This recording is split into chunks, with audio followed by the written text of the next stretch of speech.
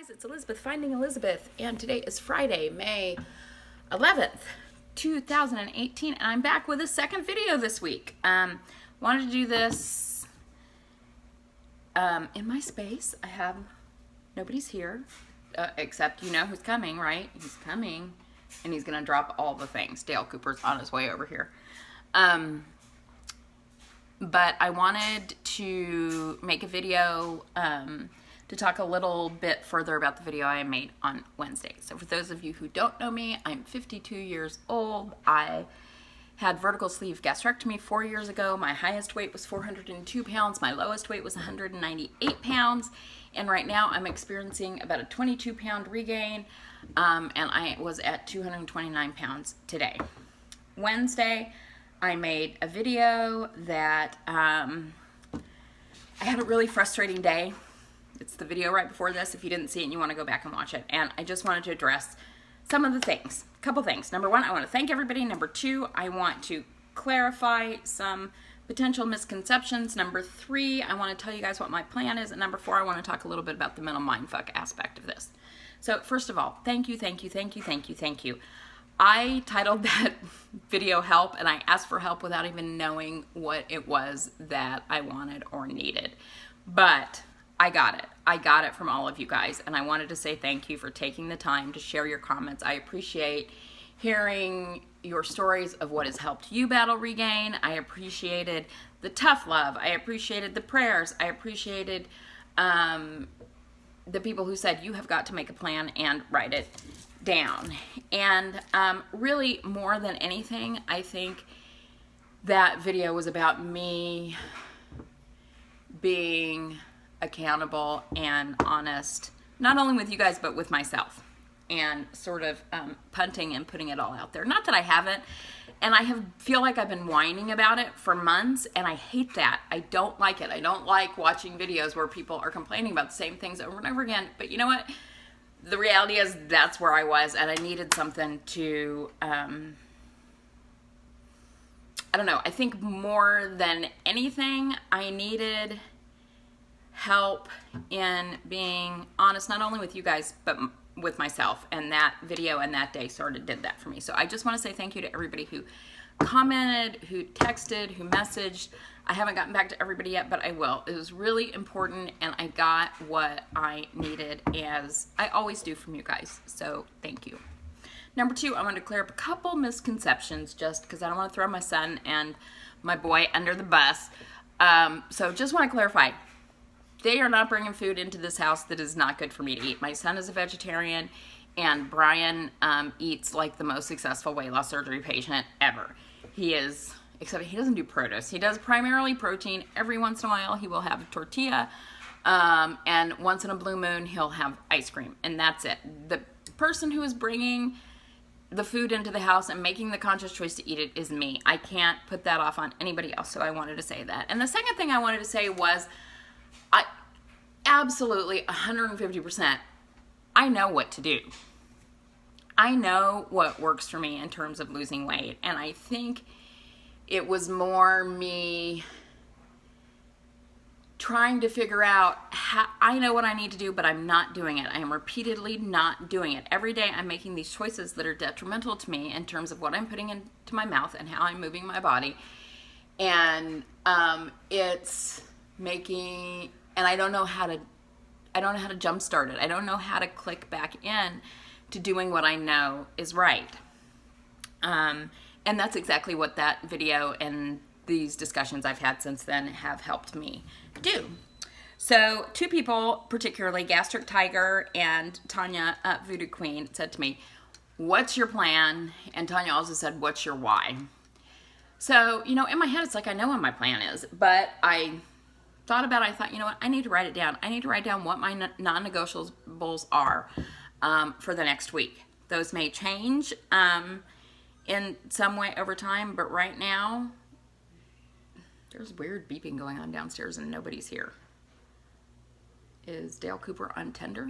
I don't know. Anyway, what was I saying? So I wanted to write down some non-negotiables for myself for the next week to start with. And so I want to share with you guys what those are. So number one, pray and meditate every day. my mental state, and I will touch on this at the end, and what I'm thinking about are key to my success. What I believe about myself is very, very much drives my behavior. And if that's not in a good place, I numb out with food, with alcohol. And that's what I have been doing for the last, pretty much for the last 6 months. So pray and meditate every day. Every day. From, the time I started my pre-op class in January of 2014 until until August of this year, really, I weighed pretty much every day. The only time there was a discrepancy with that was if I was traveling. And even sometimes when I traveled, I took my scale with me. I spent years of my life ignoring that number. And I know when I don't weigh, that's me being in denial. And then it builds up every day that I don't do it. And I think, I'm not weighing today. I can eat whatever I tell myself. So number 2, non-negotiable, weigh every day. Number 3, keto, 20 grams of carbs or less. I know this works for me. My whole weight loss journey, well, the first couple years, probably 2.5 years of my weight loss surgery journey, I wouldn't say I was necessarily on keto, but my carbs were below 50 and I never worried about fat. I never ate low fat products. It just wasn't, I ate regular butter, regular cheese, regular sour cream. You can't find regular full fat cottage cheese, but it wasn't something that I stressed out about. And then probably from March of last year through August, I was pretty consistently on keto. And in August, right before I went to New Hampshire, I was 208 pounds. And that's sort of pretty much where, between 205 and 208, I got to 198, but it was for 5 minutes. 205, 208 is pretty much where I have stayed since I stopped consistently losing weight. However, in August, even at 10 pounds above my lowest weight, my measurements were smaller than they had been at any time, and that was because of keto, and that was because of working out. So I took my measurements yesterday. That was fun because the last time I had taken them was that day when I was at my all-time lowest. But it is what it is. It's looking with reality at what's going on. So, keto for me. 32 ounces of water. I know a lot of you guys drink way more water than that, but I have issues with retaining water, and I find that if I drink much more with that, in addition to coffee and anything else I may be drinking, that I retain water. So 32 ounces of water. Going to the gym 3 times a week.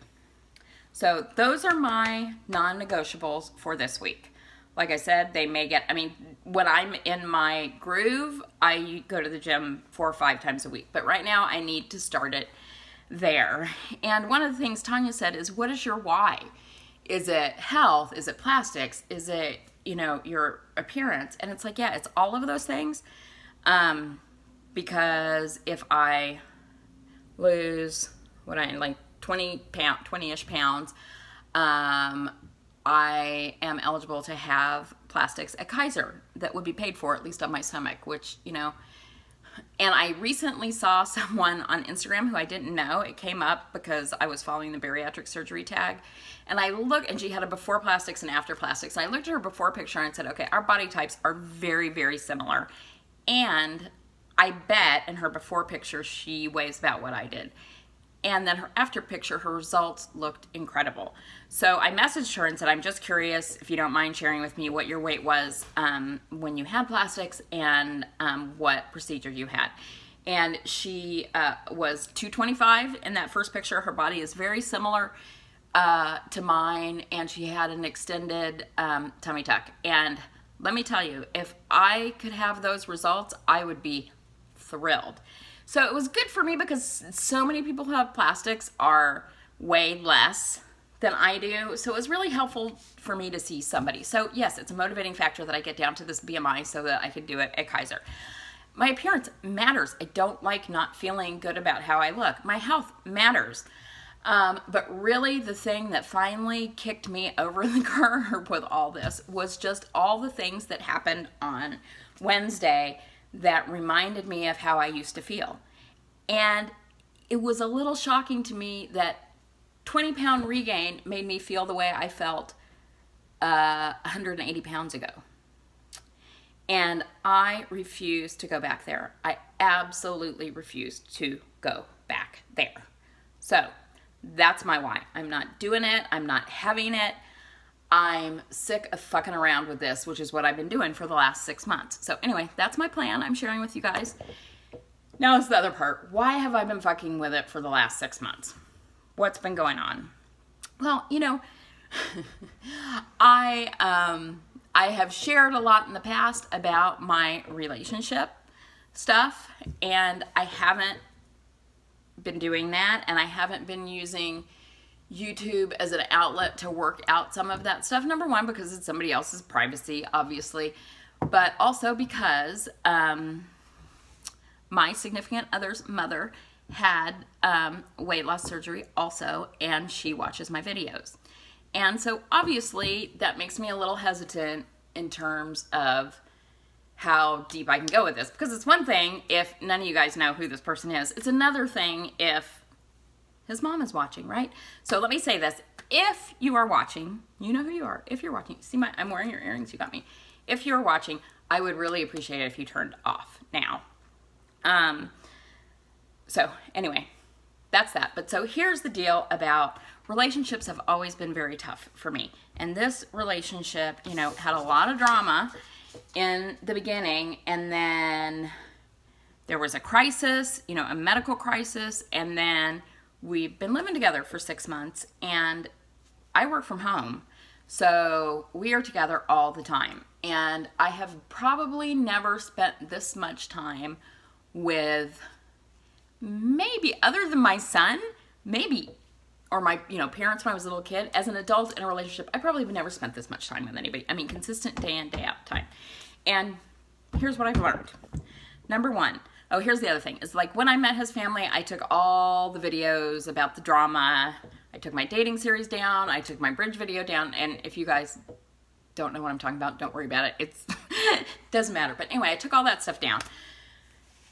But here's the thing.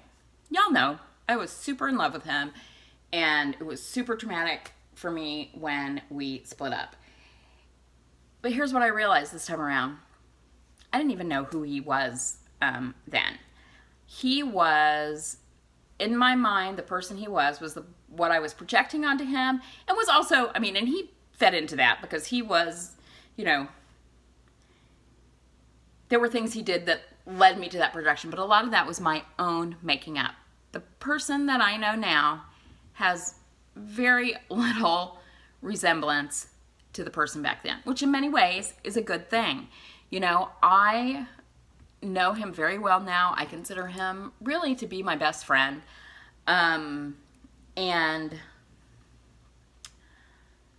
there are so many really amazing qualities that I love about him.